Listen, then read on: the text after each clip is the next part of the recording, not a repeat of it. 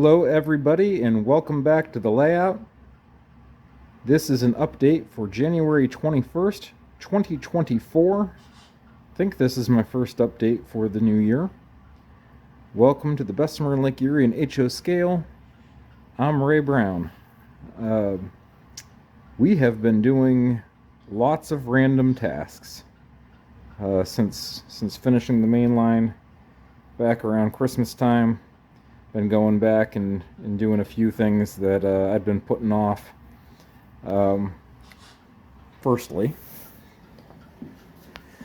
these were undecorated roundhouse kits that I've been assembling and painting and decaling. I got two more that are almost done, but really happy with how those turned out. Been kind of fun putting all those together, and of course they're individually numbered since I'm doing the decals anyway. Yeah, might do some more. Not bad to do it all, and a fraction of the cost of the KDs. A while back, I got to visit Dick Bradley, who's a modeler, lives out in Warren, Pennsylvania. His layout's the Pennsylvania and Maryland. It's a little bit of a freelance spin on the Ma and Pa, and he was nice enough to send me home with this boxcar.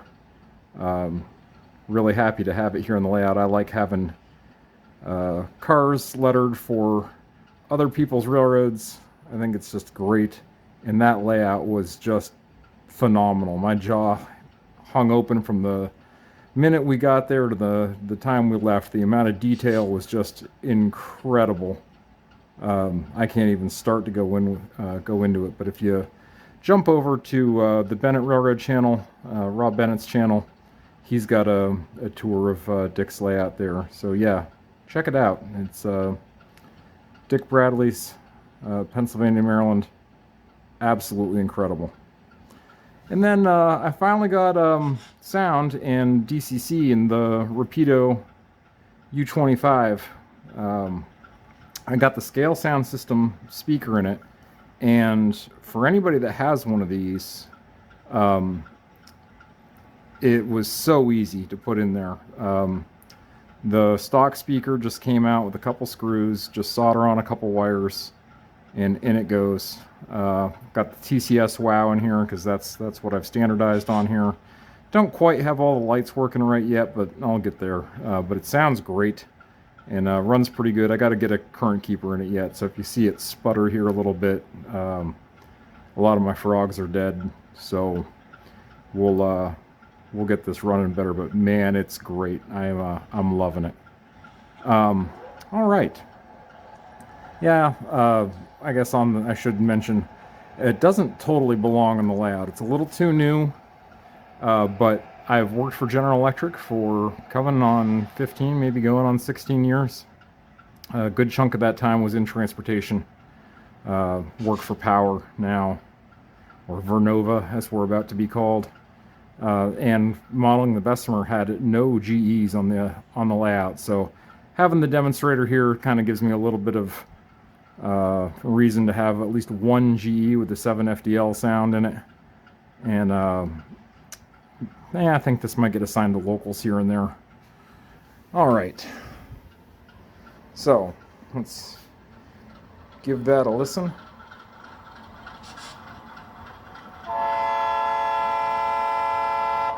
Also my first scale sound system speaker, and yeah, I'm really impressed.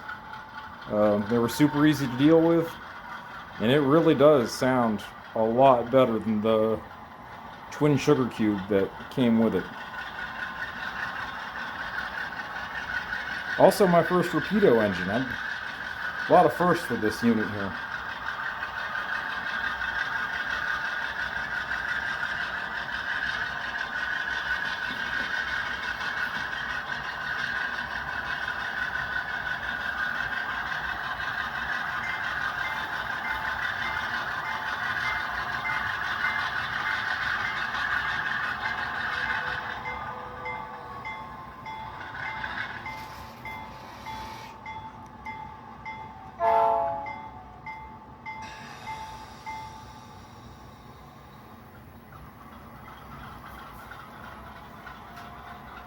Let's mosey on over here. Give us a chance to talk about some other things.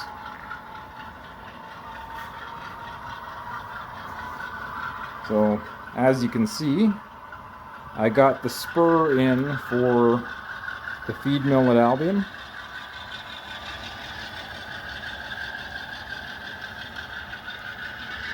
I don't know if we'll be able to successfully pick that car up or not, but we'll give it a chance, give it a try here.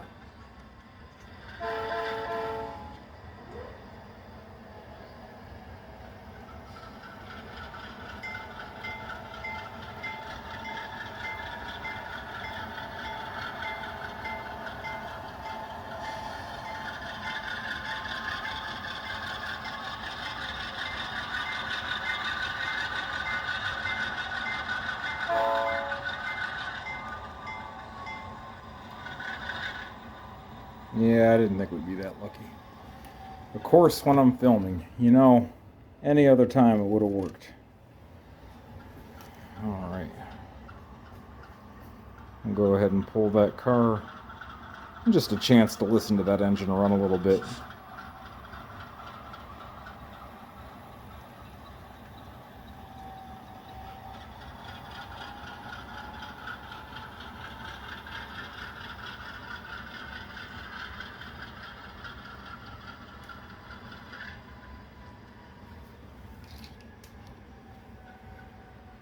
All right. We'll back that guy up. Of course, the covered hoppers will mainly be used in lime service coming out of Mercer Lime and Stone. And they will mostly go to North Bessemer, where they would have went to the Union, to Universal Cement or Atlas Cement. All right. So let's pause there for a second. And I will grab the 174 old Athearn Blue Box that I use as a test engine and for pushing my track cleaning car and a whole bunch of other stuff, because it's just a brute and I don't think it's possible to destroy this thing. All right, so up here at South Queen, you will remember that I put in those tiny little MB1 switch machines. I finally got those working on push button here. So you can see the rails throwing there from the push button. And to that end, where is it? So, oops, come on, focus. So there's kind of my setup, what I'm calling a tower. So I've got the circuit breaker. I've got a BD1 4-block detection unit and an SE74 that is working the turnouts. I can throw those turnouts from my throttle too, or from the computer from JMRI. And yeah, this will all be reporting for what will eventually be the dispatcher panel. But just show you here quick, kind of neat. So the layout's set up and wired for blocks. You can see the white insulated sections on the rear rail here. So if we get the 174 rolling, as it crosses into that slot, you will see the light turn green on the BD4N as it's in that block. And as it goes into the next section, you'll see the next light turn green. There it is, and the first one fade out. For anybody looking to get into this, I found it incredibly daunting. The Digitrax language is anything but straightforward. The documentation is next to impossible to understand. So I will give this little piece of advice. Number one, sooner or later you just got to buy something, jump in and give it a try. But also, in their documentation,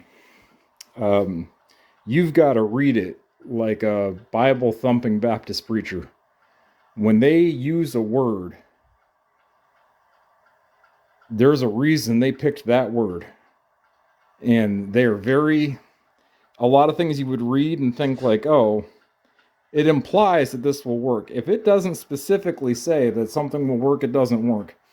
So let me just tell you an example of what I'm talking about. So in the documentation for the SE74, it talks about, different ways to hook it up. That, you can put track power to it, you can put 12 volt DC into it, and you got to put Loconet into it. But if it just has track power, the switch commands will work. So I read that as, it doesn't have to have Loconet or all that stuff. If you just put track power to it, it must report back out through the, through the DCC and the track power, back to the command station. Well, they're very specific. The switch commands will work. You can throw switch commands with nothing hooked up to it but the track power, but it will not report anything without Loconet connected. And it doesn't really spell that out in the documentation, and it implies that it doesn't need to be that way. So, yeah, my big lesson learned on Digitrax and a lot of hair pulling. You gotta really dissect their choice of wording in their documentation. And really think about exactly what they said and realize that the slightest details matter. That might sound silly, but I don't know. It really tripped me up, and I'm usually pretty good about that stuff. All right, so anyway, I got all this working for South Queen. And one of the other things I got done, I completely rebuilt NA Tower. All the switches came out. I totally rebuilt it. Partially because this switch here was a switch going the other way. And I realized that this would make a better setup. So going out this track will be the lead to the Albion A yard and the coal trestle and everything else. And then going this way will be the lead for Roger Brothers trailer and Albro canning. All of that is also working on the exact same setup we just saw up at South Queen. Will be my standard tower. So all that's working just the same. The push buttons, these are just kind of temporary mounts. I've been 3D printing some mounts. I'll show you them here in a second.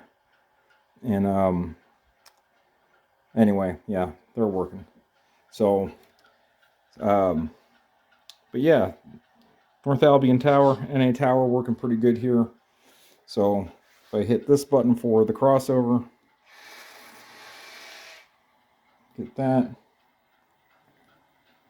and it will go ahead and just give it a little bit of a test here.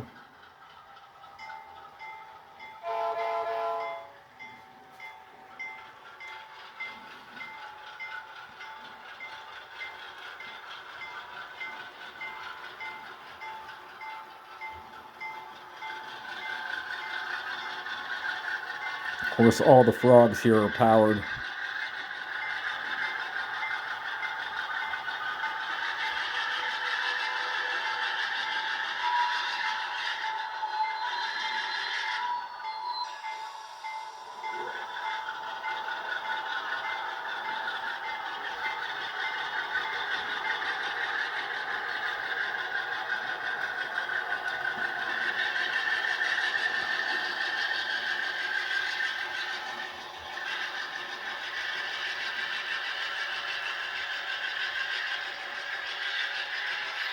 And much like on the prototype, this will be the end of CTC.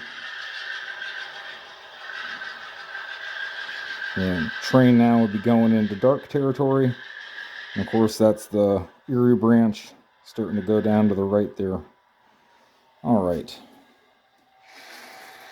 So what else have I been doing of random tasks? I kind of ripped Conneautville apart.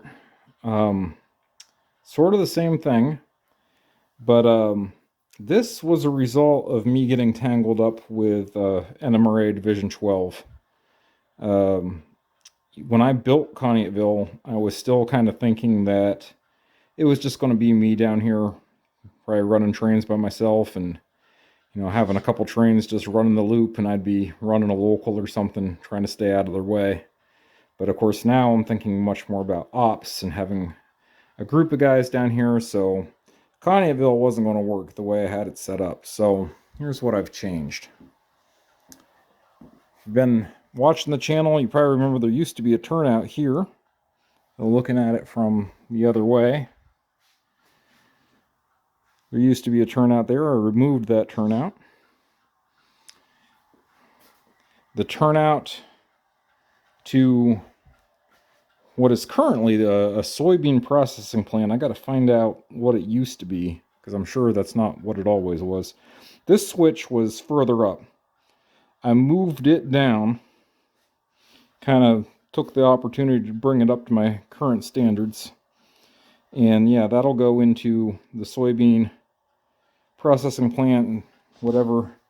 Maybe if somebody knows what that used to be called, you can still see the spurs into it on Google Earth. So I know that is rail served. I don't know how old it is, but I'm going to put it in because it'll be a good industry to serve. And of course, any opportunity to add things to the layout that's not just coal and ore traffic. So if you think about it, prototypically, that's on the south end of town, because as we look at the layout, left is south. So then the town will kind of be in here. This will be Route 18, kind of going behind the feed mill there, and kind of up a hill in the background. Then on the north end of town, there's the feed mill. Again, I think it's like a co-op or something now. I've never seen a picture that feed mill was rail served, but it seems hard to believe that it wasn't. If you rewind the clock far enough. So I got a spur in here for that. Again, probably prototypical, not sure, but it'll make for some more fun model railroading. So it's on the right end of town now, and I don't know where the depot was in Conneautville, but there was a road that crossed the tracks called Depot Road, and I'm going to hazard a guess that that's probably where it was. And it was on the north end of town, so I'm thinking the depot might go there. I'm thinking about putting in a turnout here for like a team track next to the depot.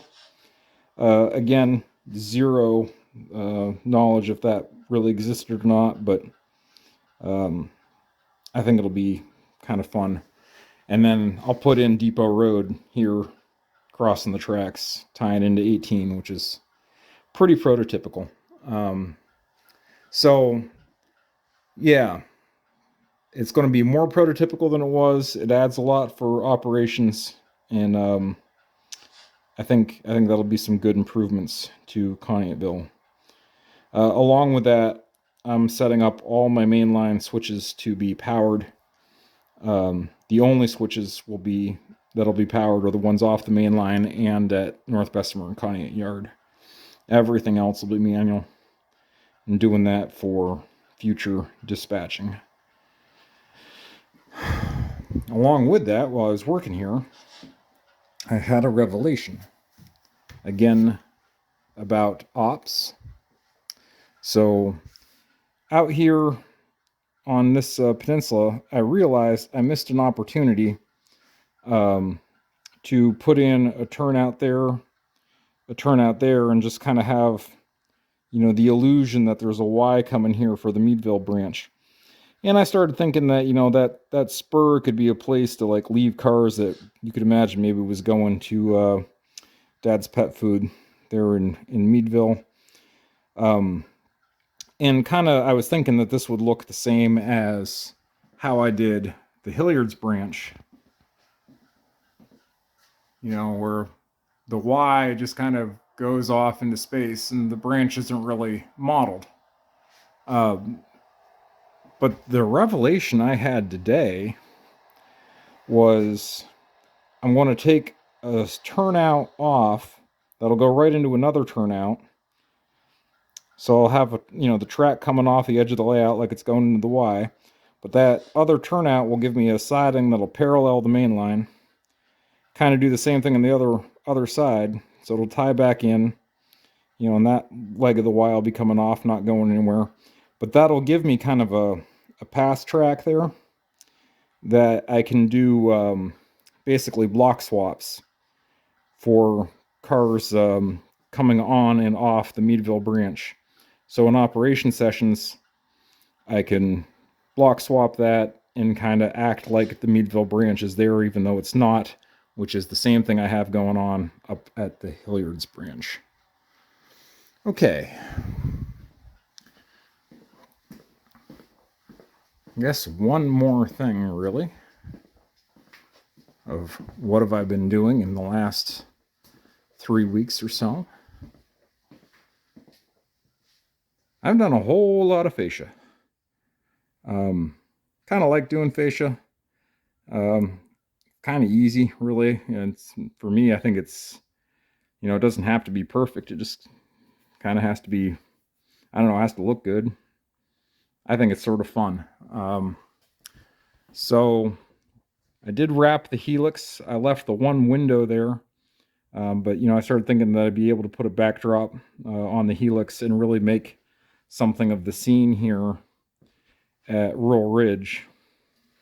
But I was surprised how much putting that on started tying this scene together. I did start putting my valance up that I always planned on doing, and I gotta tell you, I didn't like it. So I took it down. I might come back to it later. I eventually, after a lot of debating with myself, decided that that wasn't something I had to decide right now, and that it could wait. But yeah, I just didn't like it. It felt claustrophobic, and I thought the lighting was going to be challenges with the shadows that it made, and I got a lot to do with lighting over here yet. I have the LED strips to put up just like I do on the other side of the wall. That's probably a coming soon project. But yeah, it's turning out pretty good. Was able to get wrapped out here around the end of the roundhouse. All that really, really coming together nice. That is the pile of 3D printed push button holders I made. So here's one mounted. So it's kind of recessed a little bit. You can get your finger in there to push the button real easy, but you won't accidentally hit it. And I'll just be able to drill a 7/8 hole, mount it with 3 flathead screws. So, I can just drill through the fascia, mount that, and quick, easy mounting, recessed. I think that'll be nice and easy. Okay, last thing. I promise, because I know I'm getting a little winded here. Actually, I lied. 2 things. First thing, new lights. Let me see. I'll turn those off so you can see them come on. So that was always the plan, to put the lights up behind the fascia. Let me shut the lights off of the basement here for a second. Well, the camera's not picking that good up at all. Yeah, there we go. So that's going to be pretty good. What it is, it's an LED strip, but it actually comes on a sticky back. So you just peel the stick off the back and stick it up there behind the valance, or behind the fascia rather. It's 12 volt, so I don't have to worry about the safety of my operators or anything else with voltage running around up there. It's all just 12 volt. I think that's going to be just awesome. But it did make me start wondering about how much power I'm pulling. The layout is on its own 20 amp breaker. But it does ultimately all come through one outlet because I have the entire layout on a timer. So the way I turn the layout on is this timer. I do that because I know that I am very forgetful, and sometimes I have just left the railroad on, and then I go away for work for a week and I come back and the railroad was just on that whole time. I've never done that on this railroad, but that happened to me in the past. So ever since then, I set the layout up on a timer. So I just, hit the 2 hour or 4 hour button, and if I walk away and forget about it, the railroad just shuts itself off. Anyway, that being said, I didn't know how much power I was pulling. So I got this little guy. I don't know if the camera's going to be able to focus on it or not. There it is. This was like, I don't know, 15 bucks. It was pretty easy to wire in, and it shows me my power status in one easy look. So cut the mount for it on my laser cutter and stuck it in down there. I thought that was pretty cool. All right. And that's pretty much it. Like I said, a lot of random tasks. The basement's kind of a mess with a lot of various tasks going on at once here, but we will keep moving on. I want to get the fascia up over here, so when you come down the stairs, which my back's to the door right now, this first kind of look at the layout, the fascia's all up. And yeah, we'll just keep trucking along here. All right, everybody. Thanks for watching. Hope everybody's having a good January. Year's starting off to a good start. And we'll see you next time here on the HS Scale, Bessemer, Lake Erie.